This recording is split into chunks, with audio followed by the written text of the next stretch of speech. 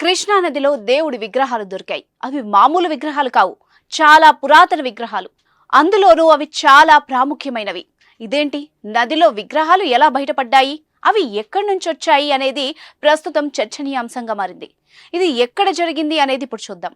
రాయచూరు జిల్లా శక్తినగర్ సమీపంలో కృష్ణా నదిలో పురాతన విగ్రహాలు లభ్యమయ్యాయి.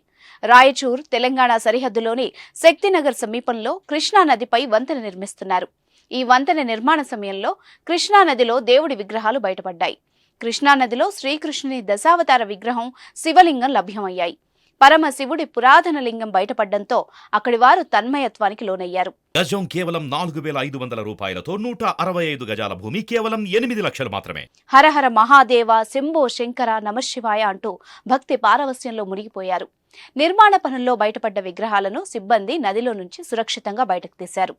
కృష్ణా నదిలో లభ్యమైన కృష్ణదేవరాయల విగ్రహాలపై సర్వత్రా ఆసక్తి నెలకొంది. కృష్ణా నదిలో విష్ణుమూర్తి అవతారమైన వెంకటేశ్వర స్వామి 2 విగ్రహాలు, శివలింగం లభ్యమయ్యాయి. కృష్ణా నదిలో లభ్యమైన విష్ణు విగ్రహానికి సంబంధించి పలు ఆసక్తికర విషయాలు బయటకొస్తున్నాయి. ఈ పురాతన విగ్రహాల పట్ల పరిశోధకులు, చరిత్రకారులు తమ అభిమానాన్ని చాటుకున్నారు. నదిలో నీరు అడుగంటిపోవడంతో మత్స్యకారులు అదే నీటిలో చేపలు పడుతుండగా విగ్రహాలు బయటపడ్డాయి. అలాగే కృష్ణా నదిపై వంతెన నిర్మాణ పనులు చేపట్టి అక్కడక్కడ మట్టిని తవ్వారు. ఈ క్రమంలోనే భూమిలో పాతిపెట్టిన విగ్రహాలు ఇప్పుడు బయటకొచ్చి ఉండొచ్చని అంటున్నారు.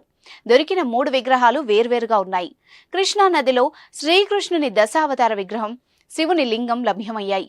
విగ్రహాలను సిబ్బంది నదిలో నుంచి సురక్షితంగా బయటకు తీశారు. కృష్ణా నదిలో లభించిన విష్ణు, ఈశ్వర లింగ విగ్రహాలు 12 నుంచి 15వ శతాబ్దానికి చెందినవని, ప్రస్తుతం లభించిన విగ్రహాలు రాణి రుద్రమాదేవి, శ్రీకృష్ణ దేవరాయల కాలం నాటివని చరిత్రకారులు అంచనా వేశారు.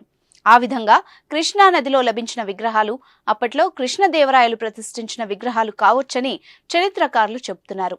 అతని హయాంలో విజయనగర రాజు శ్రీకృష్ణదేవరాయలు విజయపూర్ ఆదిల్ షాహీలను ఓడించి విజయనగర సామ్రాజ్యాన్ని తిరిగి విస్తరించాడు. దీనికి ముందు ఆదిల్ షాహీలు శ్రీకృష్ణదేవరాయల తండ్రి నుంచి రాజ్యాన్ని స్వాధీనం చేసుకున్నారు.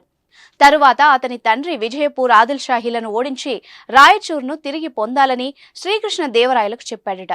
అతని తండ్రి ప్రకారం శ్రీకృష్ణదేవరాయలు ఆదిల్ షాహీలను ఓడించి 1275లో రాయచూర్ను తిరిగి స్వాధీనం చేసుకున్నాడని చరిత్రకారులు చెప్తున్నారు.